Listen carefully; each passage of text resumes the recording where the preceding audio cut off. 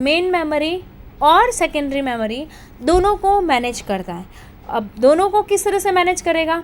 सो memory management, उसकी दूसरी जो एक्टिविटी है उसको हम बोलते हैं मेमोरी मैनेजमेंट। ठीक है, सो मेमोरी मैनेजमेंट की दो मेन एक्टिविटी है, मेमोरी स्पेस एलोकेट करेगा और मेमोरी स्पेस रिलीज़ करेगा। अब किस तरह से, जैसे मैंने यहाँ पे बोला कि अगर आप एक प्रोग्राम को एग्जीक्यूट करते हो तब आपका प्रोग्राम पहले कहाँ पे होता है? आप जो भी फाइल के साथ काम करते हो, जो भी प्रोग्राम के साथ काम करते हो, तो वो सारे प्रोग्राम, सारी फाइल्स पहले कहाँ पे होती है? सेकेंडरी मेमोरी के अंदर। ठीक है, जब आप उसको एग्जीक्यूट करते हो, जब आप ओपन करते हो, तब कहाँ पे आएगा? जब जो भी फाइल, जो भी प्रोग्राम के साथ काम करते हो, वो सारे प्रोग्राम सेकेंडरी मेमोरी में से कहाँ पे आएंगे? मेन मेमोरी में आएंगे। सो यहाँ पे सेकेंडरी मेमोरी और मेन मेमोरी दोनों को कौन मैनेज करेगा?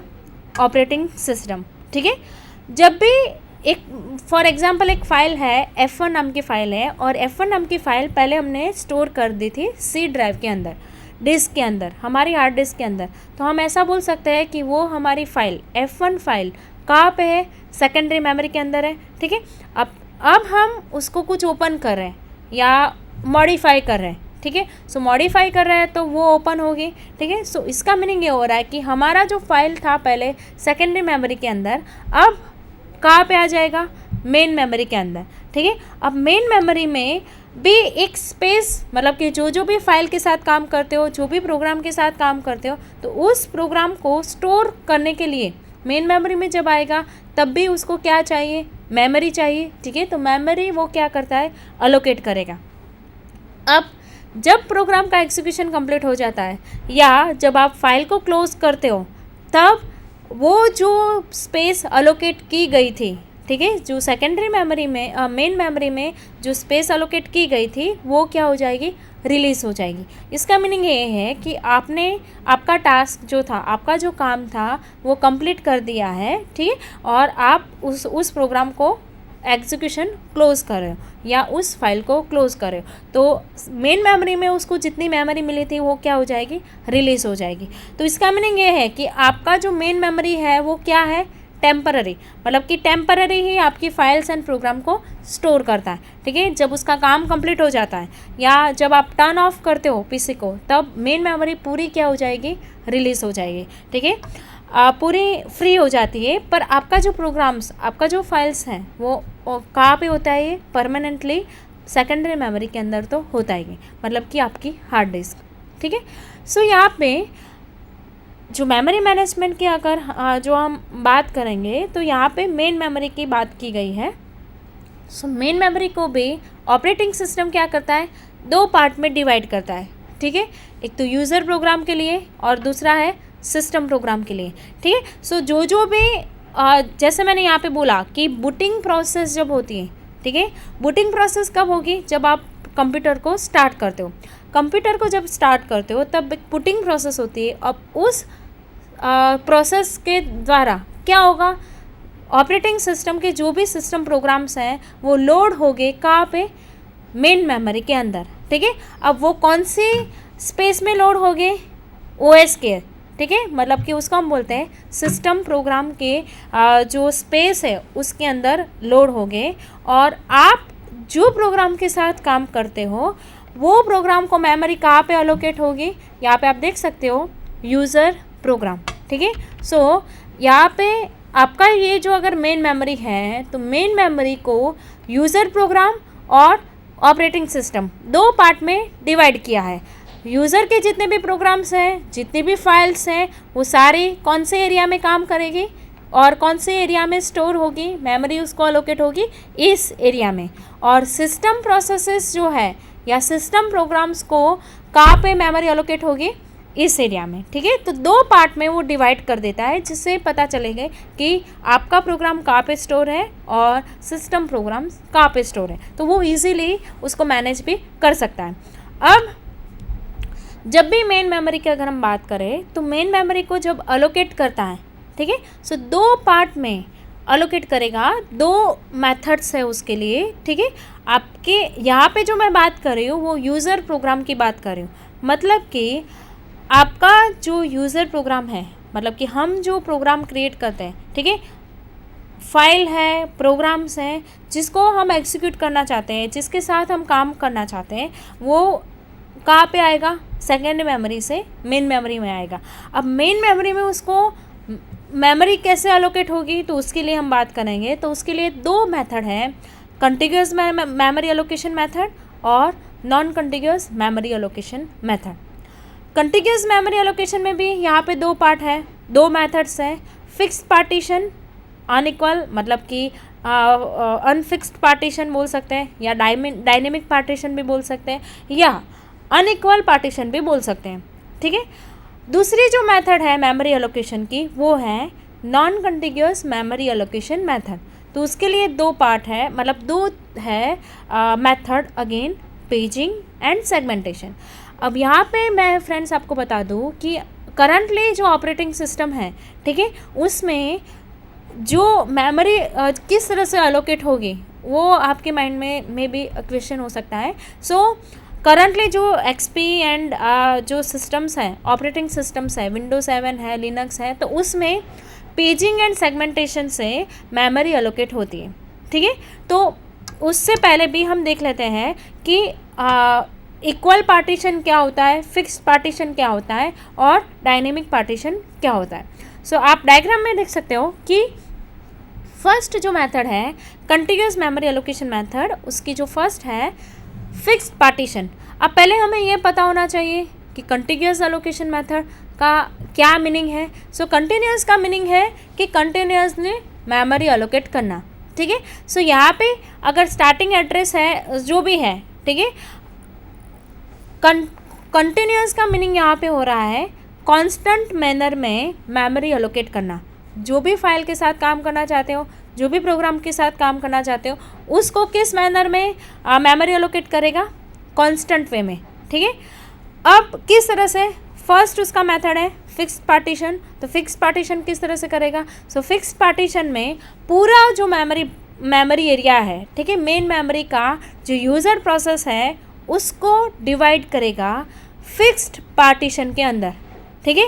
फिक्स्ड पार्टीशन या इसका मीनिंग ये हो रहा है कि मैन्युफैक्चर के टाइम कुछ फिक्स्ड मतलब कि डिसाइड कर दिया है। यहाँ पे जो एग्जांपल दिया गया है, डायग्राम है 5 KB का, तो आपकी पूरी जो मेन मेमोरी है वो 5 KB में डिवाइड कर दी गई है। ठीक है। तो उसको हम बोलते हैं फिक्स्ड पार्टीशन।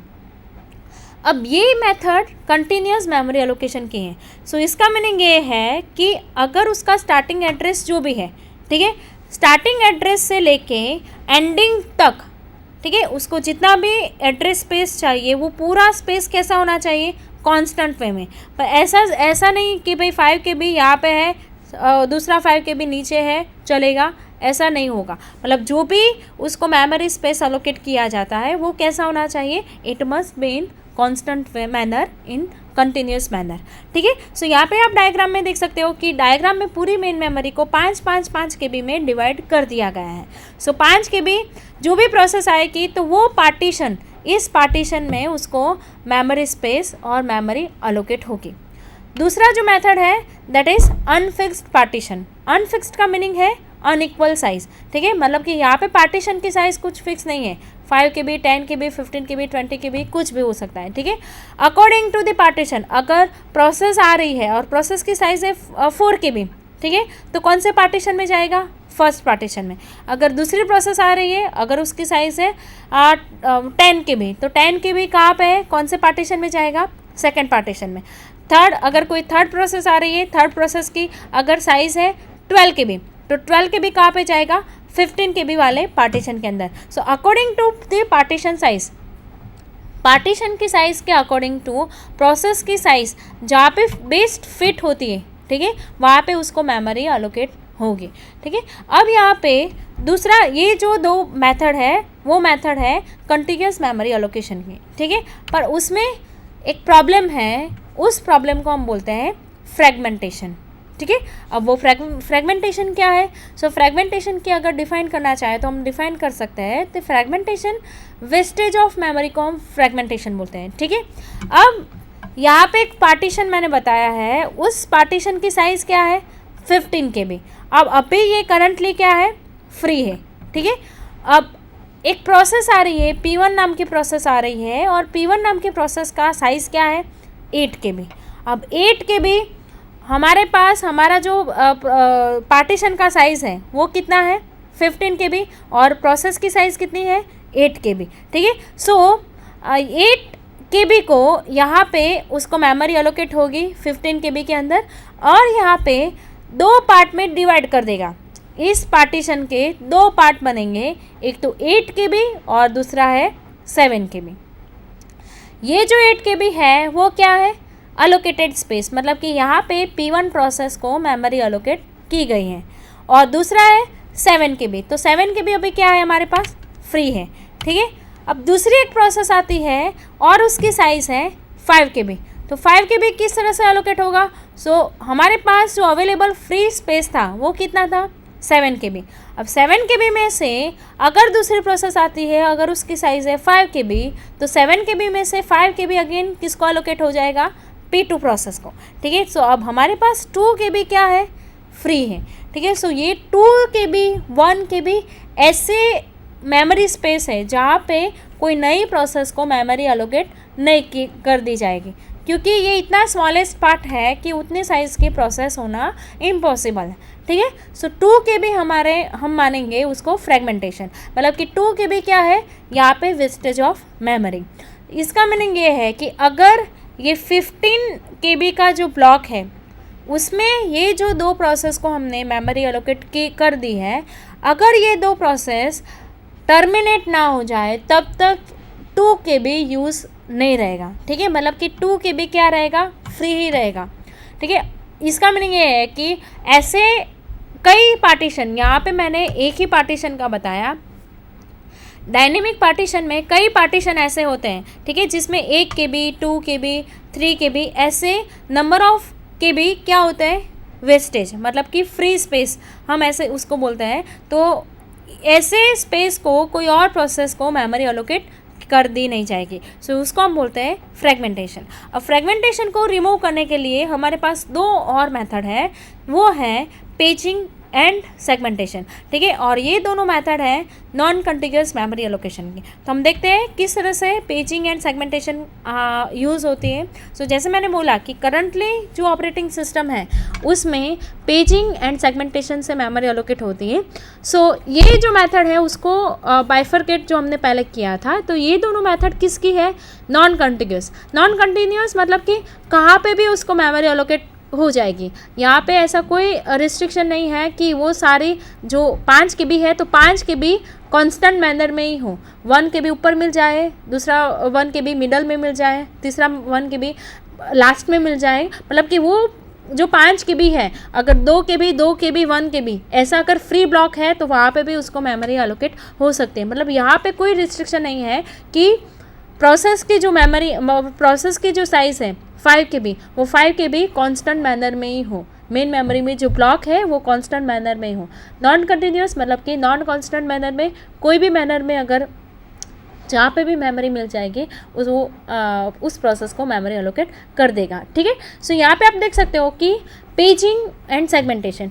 पेजिंग क्या है, तो पेजिंग का मीनिंग होता है कि जब भी यूज़र प्रोसेस को डिवाइड किया जाता है पेजेस के अंदर, और पेजेस को डिवाइड किया जाता है, मतलब कि पेजेस को अगेन लोड किया जाता है डिफरेंट फ्रेम्स के अंदर, उस टेक्निक को बोलते हैं पेजिंग। पेजिंग एक non continuous memory allocation method है, और यहाँ पे हमें जानना ज़रूरी है कि पेज क्या है, फ्रेम क्या है और पेज टेबल क्या है। ठीक है, तो 1 बाय 1 हम देखते हैं page, frame and page table. तो फ्रेम क्या है, जैसे मैंने बोला मेन मेमोरी को यहाँ पे डिवाइड किया जाएगा फिक्स्ड साइज के ब्लॉक के अंदर, उसको हम बोलते हैं फ्रेम। दूसरा कॉन्सेप्ट है पेजेस। ठीक है, तो पेजेस मतलब कि आपकी प्रोसेस को डिवाइड किया जाएगा डिफरेंट पार्ट्स के अंदर। ठीक है, यहाँ पे उसको प्रोसेस को भी अगेन डिवाइड किया जाएगा, उसको हम बोलते हैं पेजेस। एंड पेज टेबल मतलब कि कौन सा प्रोसेस का कौन सा पेज कौन सी फ्रेम के अंदर है वो कैसे पता चलेगा, पेज टेबल से पता चलेगा।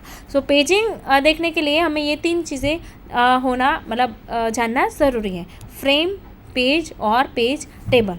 ठीक है, अब देखते हैं, आप स्क्रीन पे आप देख सकते हो फ्रेम 0 से लेके फ्रेम 12।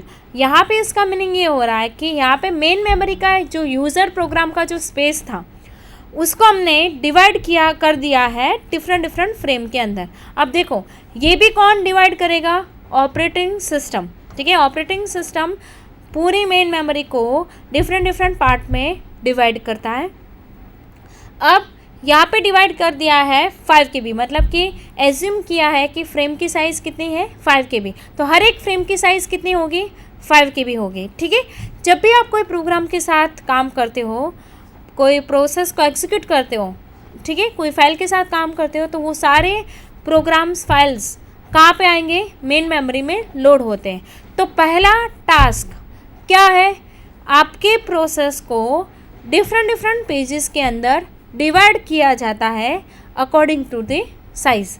ठीक है, यहाँ पे हमारे फ्रेम की साइज़ और पेज की साइज़ क्या होगी, सेम होगी। ठीक है, सो यहाँ पे पेज की साइज़ कितनी रखनी है वो कैसे पता चलेगा, तो जितनी भी फ्रेम की साइज़ है उतने पेज की साइज़ होगी। अब प्रोसेस ए आ रहा है और प्रोसेस ए की साइज़ है सपोज़ 18 KB। ठीक है, 18 KB है। अब 18 KB 5 में अगर हम डिवाइड करेंगे तो कितना होगा, 5 KB 10, 5 KB 15, और यहाँ पे और एक पेज चाहिए। ठीक है, और उसकी साइज़ कितनी होगी, सिर्फ 3 KB। सो 5 KB यहाँ पे आप देख सकते हो, page 0, page 1 and page 2। Again page 3, मतलब कि 18 KB की प्रोसेस के लिए हमें कितने पेजेस चाहिए, 4 पेजेस चाहिए। ठीक है, पेज 1 की साइज़ होगी 5 KB, पेज 2 की साइज़ होगी 5 KB, पेज 3 की साइज़ होगी 5 KB, और जो पेज 4 है उसकी साइज़ होगी 3 KB। ठीक है, मतलब कि टोटल जो 18 KB है उसको बाइफरकेट किया जाता है 5 एंड 3 KB। ठीक है, सो जैसे जैसे प्रोसेस आती है वैसे वैसे डिफरेंट